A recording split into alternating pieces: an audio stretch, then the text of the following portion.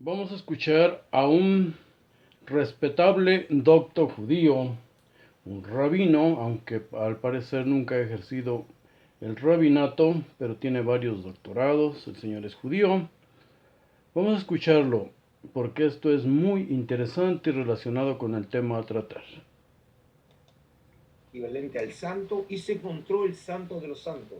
Es algo excepcional. En la tierra de Israel tenemos arqueológicamente un santo de los santos. Aquí lo pueden ver, la reconstrucción de ese templo, y ese templo es de un tipo diferente. En este caso podemos ver que el templo de Jerusalén seguía una tradición arquitectónica diferente a la tradición de este templo, que era un templo realmente regional, alejado de la capital, es decir, de Jerusalén, que seguía realmente la tradición de las casas propias del lugar. Y les dije del Santo de los Santos, y fíjese qué interesante. Dentro del Santo de los Santos encontraron aquí unas estelas de piedras erigidas, y encontraron que hoy se encuentran en el Museo de Israel. Y estas estelas tienen mucho que ver porque nos muestra también cómo podemos entender los textos bíblicos dentro de una nueva perspectiva. Por ejemplo, en el libro del Deuteronomio, que es el quinto libro del Pentateuco de Moisés, en el capítulo 16 dice: no plantarás cipo ni ninguna clase de árbol junto al altar de Yahvé tu Dios que hayas construido, y no te erigirás estela, cosa que detesta Yahvé tu Dios. Obviamente que un texto no va a legislar algo que nadie hace. Significa que eso es lo que hacían. Y aquí encontramos precisamente estelas en el Santo de los Santos. Pero esto significa que hay una polémica dentro del antiguo Israel, cómo hay que adorar a Yahvé. El texto lo presenta como si fuera una práctica pagana, pero en realidad era otra manera probablemente de adorar a Yahvé. En este caso, claramente, esta estela erguida es un símbolo de la masculinidad de Yahvé, y en ese sentido probablemente también la referencia al árbol haga referencia a un principio femenino, porque sabemos, por ejemplo, que la diosa Asherah estaba también asociado con el culto de la fertilidad. Lo que nos muestra es... En primer lugar nos damos cuenta que en Jerusalén no existía un solo templo. Hubo más. Y hasta ahorita el templo de Salomón es literario. No han encontrado absolutamente nada de él, pero sí otros templos. ¿Y cómo se adoraba a Yahvé en otros lugares? Este video es tomado de la página Casa de Colón. El doctor Adolfo Reutemann da una serie de conferencias, esta es la número 5 de 6, de una historia de la arqueología bíblica. Se llama Presupuestos técnicos y metodologías. Este semanario internacional de arqueología bíblica de 2021, la arqueología y las escrituras, ciencia o fe. Hay que disfrutar toda la conferencia de él, por eso abóquense, por favor. Les voy a poner incluso para que encuentren esta página. Es fácil. Y son cátedras las que imparte este señor, mis respetos. Hay que disfrutar, les repito, toda la conferencia, pero en este video, a partir del minuto 1, deben verlo todo, de verdad los invito, véanlo todo. Pero a partir del minuto 1 nos muestra imágenes del templo hitita de Eindara, en servicio durante los siglos 19 a 8 antes de la era cristiana. El primer templo que se construyó, sobre ese se volvió a construir otro. Era similar hasta el hoy mítico templo de Salomón. Hoy es un templo literario, repito. La arqueología no ha encontrado absolutamente nada de él, del templo de Salomón. En este templo de Eindara hay unas huellas de pies gigantes en la entrada, simbolizando que un dios lo habitaba y debía ser muy superior físicamente a los hombres, seres humanos. Mucho más grande, un gigante. Hay otro templo, encontrado vía arqueología, es el de Tel Arad. Data de la era de bronce de 3000 a 2650 años antes de la era común, cuando se construyó por primera vez, pero se volvió a reedificar parte de sus ruinas y una remodelación y uso en los años de 950 a 586 antes de la era común. El templo se conoce como el Templo Judío de Tel Arad. Así lo encontramos y encontramos bastante información acerca de él. El Templo Judío de Tel Arad. Para los arqueólogos, está en los límites sureños de Israel con Judea. Era parte de una fortaleza israelita.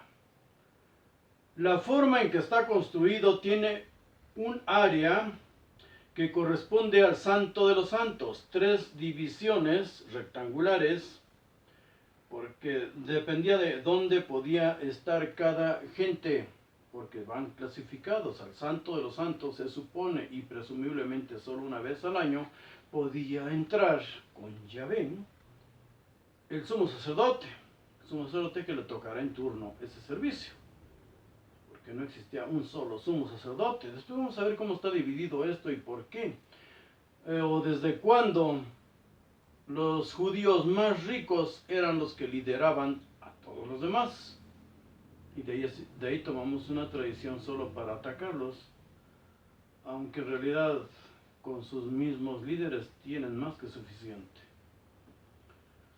Les digo, la forma en que está construido tiene un arca que corresponde al llamado Santo de los Santos, o lugar, un área, que corresponde al llamado Santo de los Santos, o lugar santísimo que menciona la Biblia. Como si este fuera realmente el templo de Salomón, porque todos se construían igual. Aparecen ahí 2 estelas de piedra, lo escuchamos, erigidas para adoración. Hoy están en el Museo de Israel. Las estelas de piedra son muy parecidas a estas. Y esto es muy importante.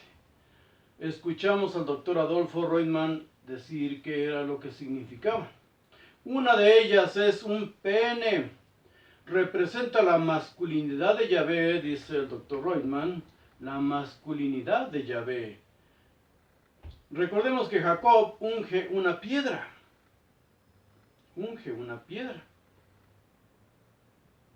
Oh, bueno, también Ruth, la moabita, cuando va a seducir a su patrón, se untan aceite. Jacob también untó de aceite esa piedra. Son ritos de seducción porque parten de un rito de fertilidad. La otra estela que aparece allá en ese templo representaba un árbol. Aquí vemos diferentes estelas, diferentes monolitos. Uno de ellos tiene 2 manitas alzadas y se cree que las tablas de la ley eran en realidad algo muy parecido a esto, pero en miniatura, porque Moisés sale cargándolas hacia un arca de madera. En la Biblia aparece 2 arcas. Una, la sencilla, la primera de que habla la Biblia, y otra ya hecha, como dicen los, ¿cómo se llaman ahora? Teóricos de conspiraciones o algo así, ya llena de como si fuera un portal interdimensional y muchas cosas de esas. Repitamos esto porque es importante. El pene o la estela de piedra era el símbolo de la masculinidad de Yahvé. Otro era el símbolo de feminidad y estaba dedicado a Shera, la esposa de Yahvé. En realidad no es un árbol, sino una mandrágora. Una mandrágora, ya hemos hablado también de eso. Y aún hoy día está presente en las sinagogas disfrazada de menorá, la menorá, con todo y su flor y su fruto. Busquemos mandrágoras y su significado en la red. Es como para abrir los ojos y la mente. Pues bien, Vuelvo a repetir, recordemos que son ritos de fertilidad. El Hieros Gamos, los ritos de Hieros Gamos, así lo podemos encontrar también, muy arraigados en las tribus del desierto y las montañas. Por eso su dios, el Shaddai, significa el dios de la estepa o el dios de la montaña, el dios de gente muy humilde de pensamiento, que afortunadamente está saliendo a luz desmitificando la Biblia. Tan arraigados estaban esos ritos que al regreso de Babilonia se tuvo que legislar acerca de esas costumbres. Ya vimos como el mismo doctor Royman nos cita el Deuteronomio. Deuteronomio 16, versículos 21 y 22. Literalmente dice, está escrito ahí, no plantarás cipo ni ninguna clase de árbol junto al altar de Yahvé, tu Dios, que hayas construido. Tú le construyes un altar a Yahvé, no le plantes ahí arbolitos. Y no te erigirás estela, esto, cosa que detesta Yahvé tu Dios. Supuestamente lo prohíbe. Ya cuando se escribe el Deuteronomio, ellos ya regresaron de Babilonia. Los persas ya habían superado estas representaciones antropomórficas y de otras. Y enviado a sus dioses Marduk primero y Ahura Mazda después, lo enviaron a reinar en el cielo, el llamado reino de los cielos. De ahí lo aprendieron los judíos y modificaron sus leyes y sus ritos. En el templo de Tel Arad encontramos dos piedras talladas usadas como quemadores, como le llaman en mi tierra braseros. Una piedra, rascan en medio y ahí le queman, pero ¿qué quemaban? En una incienso y en otra quemaban marihuana, cannabis. Si ven todo este video verán cómo este señor lo explica de principio a fin. Este es el video suyo en esta página 5 de 6. Pero de verdad, hay que ver los 6 y hay que ver todas las conferencias que dicta el doctor Adolfo Royman si no tenemos acceso a sus libros. El éxtasis religioso siempre está acompañado de llanto, de gritos, ruido estridente disfrazado de música, incienso y drogas desde esos tiempos. Este es el primer testimonio arqueológico del uso de cannabis en Judea. Está datado en el siglo VIII antes de la era común. Así, no, ¿quién nos desmiente? Israel Finkelstein escribió un libro llamado La Biblia desenterrada, un hueso que encuentran los arqueólogos, un pedazo de jarro con una inscripción, nos cambia toda la historia. La Biblia desenterrada se llama el libro de Israel Finkelstein. La mayoría de los arqueólogos que trabajan ahí son israelíes y podemos conocer el pasado de todos estos mitos. En el templo de Tel Motza, así lo pueden buscar en la red, del templo de Tel Motza, presumiblemente del siglo X al siglo VI antes de la era común. Ojo con este templo, porque encontraron figurillas que estaban en el interior y eran de animales, había figurillas humanas y también de unos seres extraños. El mítico templo de Salomón se encontraría a solo 8 kilómetros de distancia del templo de Tel Motza, pero el templo de Tel Motza ya lo descubrieron, ya lo están trabajando. Los dos estaban dentro del área de Jerusalén. Esta es la distancia, 8 kilómetros, la distancia en que se encuentra la mezquita de la Roca, construida supuestamente sobre el templo de Salomón, o el supuesto templo de Salomón, hasta hoy es mito. Como una nota aparte, quiero decirles que esta página que les estoy recomendando no permite comentarios. La página de la Casa de Colón. Especialmente estas conferencias del doctor Adolfo Royman. Tiene los comentarios activados Pues los fanáticos que no pueden defender sus creencias con razonamientos, actúan como mosquitas, depositan su caquita aquí y allá y más allá. No puede defenderse lo indefendible. Como dice el mismo doctor Royman, es muy probable que el templo de Salomón es fake. Nunca existió. Es probable. Ok. Recordemos que hay dos tipos de religión. Nosotros estamos en un estudio y tenemos una meta, llegar a la historicidad de Jesús. Pero antes debemos rodearnos de todos los mitos que presumiblemente Él viene a defender y por ellos viene Él a morir. Hay dos tipos de religión, la política y la piadosa. La religión política se practica en grandes ciudades con ritos realizados por quienes no viven lo que predican, obvio. Como en tiempo de Jesús, los sacerdotes saduceos no creían en eternidad alguna. No creían en la inmortalidad del alma, lo dice la misma Biblia. No creían en ángeles y desde luego no creían en una vida que no existiera fuera de la tierra. Pero le daban a su pueblo ritos que les hacían felices y les enviaban predicadores que los adormecieran más. Humo era todo lo visible que el pueblo tenía de su Dios, solo humo. Y disfrutaba en sus rituales incluso humo de marihuana, ya lo vimos nosotros, está en piedra. En la religión política siempre interviene directamente el gobierno, ya sea sacerdotal, militar o jueces. Depende de la mentalidad de los pueblos y desde luego se aplica al presente.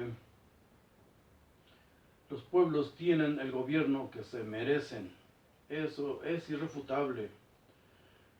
Ahora, como ocurría en el oráculo de Delfos, en todos esos templos griegos, el control del gobierno, sacerdotisas drogadas, sacerdotes intérpretes y un pueblo ignorante. Templos como el romano que construyó Herodes en Jerusalén, un templo romano, era su palacio de gobierno porque primero se construyó el cuartel militar, la Torre Antonia, y después, pero muchos años después, se construyó el templo. Herodes construyó el templo, pero con dinero romano. Al estar protegido por los ejércitos es que usaban los templos para recaudar y guardar los tesoros de los pueblos. Esto debemos conocerlo. Estamos estudiando hechos históricos. Para para recaudar y guardar los tesoros de los pueblos servían estos templos, que estaban gobernados por religiosos, por un religioso político, gobernantes, se dedicaban a gobernar, por eso dicen la ley, la ley. Un ataque al templo, cuidado con esto, un ataque al templo, cualquiera de estos templos, que eran en realidad palacios de gobierno, era una afrenta para los sacerdotes y para los militares. Los sacerdotes emanaban siempre de las familias más arraigadas y ricas de los pueblos, debido a su arraigo y a que los reyes, los emperadores, les quitaban a sus hijos. Estos no se podían rebelar ni robar, a menos que usaran caudillos. Estos sacerdotes eran guardianes directos de los tesoros por ser de los pocos hombres cultos que sabían leer, escribir, incluso hablar varios idiomas, y sabían llevar cuentas exactas de lo recaudado. Los sacerdotes, gente culta, preparada, y tenían su propio ejército, guardias recolectados entre mercenarios, entre voluntarios, y desde luego también con militares que eran parte del ejército del imperio. El ataque de Jesús al templo de Jerusalén fue humillante para los guardias del templo y para los militares destacamentados en la Torre Antonia. Debió ser un ataque estratégicamente bien planeado. El momento en que él llegó, Por eso su nombre fue recordado varias generaciones después con odio y con temor. Aunamos a esto también con vergüenza para ellos. Fue motivo de humillación y vergüenza para los romanos y terror por las represalias que vendrían contra Jerusalén. Esto es para un video aparte, vamos encaminados a todo ello. Pero ahora vamos a analizar al Jehová mexicano, a Huitzilopochtli, su templo y sus ritos muy semejantes a los ritos de Yahvé, Jehová, Yod-Heh Vav-Heh, sacrificios humanos, genocidio y el odio por el prepucio, ritos de sangre y sexo, siempre todo involucrado. Todo involucrado. Vamos a analizar eso ahorita.